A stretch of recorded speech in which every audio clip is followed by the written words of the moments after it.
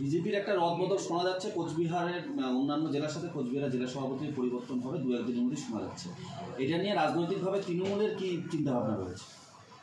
বিজেপির রদবদল নিয়ে আমাদের খুব একটা ইন্টারেস্ট নেই, ওদের খুব একটা এফেক্ট পড়বে না। বিজেপির জেলা রাজনীতিতে কে জেলা সভাপতি হবে নতুন করে তার কোনো এফেক্ট পড়বে না, কারণ যে এমএলএগুলোকে মানুষ ভরসা করে ভোট দিয়েছে তাদের যে অ্যাক্টিভিটিস, নতুন জেলা সভাপতি কী করবে?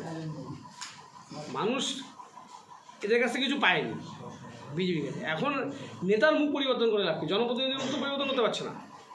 এখানে 6টা বিজেপির এমএলএ, একজন সাংসদ ছিল, তাদের অ্যাক্টিভিটিস দেখেই মানুষ ভোট দেবে।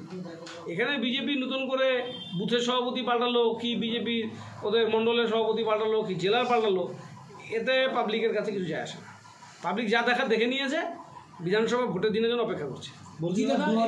বিধানসভা নির্বাচনে অভিজিৎ বর্মনকে কোঅর্ডিনেটর করেছিল বিজেপি, আর তার ইসেতে ওরা সাফল্যও পেয়েছিল, 7টে বিধানসভা ওরা পেয়েছিল।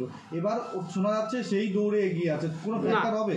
বিজেপির মাথাভাঙা বিধানসভার ইলেকশনে কোঅর্ডিনেটর ছিল স্বপন রায়, তাকে আমরা বিজেপিতে যোগদান করেছি, বিজেপি থেকে তৃণমূলে যোগদান করেছি, পাড়াডুবি স্বপন। কাজেই আরও কোনো কোঅর্ডিনেটর ছিল কিনা আমার জানা নেই। যে কোঅর্ডিনেটরের নেতৃত্বে সুশীল বর্মনের জয় এসেছিল সে অলরেডি তৃণমূল কংগ্রেসে যোগদান করেছে।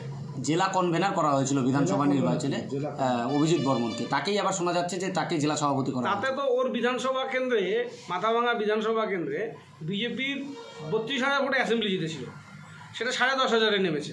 তাহলে তো ও তো ডিসকোয়ালিফাই, ও তো ভোট নামলো, প্রায় 20,000 ভোটের কমলো।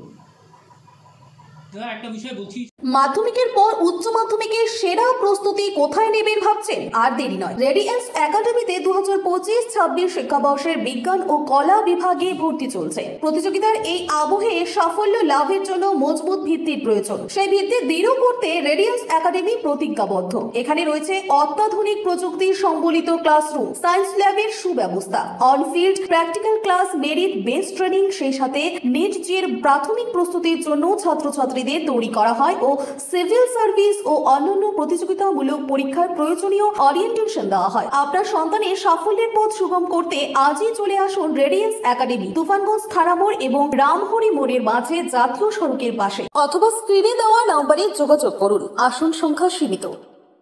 আপনার বাইক কেনার স্বপ্ন এবার হবে পূরণ, কারণ আমান হোন্ডা নিয়ে এসেছে একেবারে স্বল্প ডাউন পেমেন্টে বাইক বা স্কুটার কেনার সুবর্ণ সুযোগ। বিনা অ্যাকাউন্ট, লো সিভিল, ন্যূনতম ডকুমেন্টে আজই নিয়ে যান স্বপ্নের বাইক আপনার বাড়িতে। অতিরিক্ত ছাড় পেতে আজই যোগাযোগ করুন বামনহাট আমান হোন্ডা শোরুমে। শর্তাবলী প্রযোজ্য। যোগাযোগ করুন 9002805414।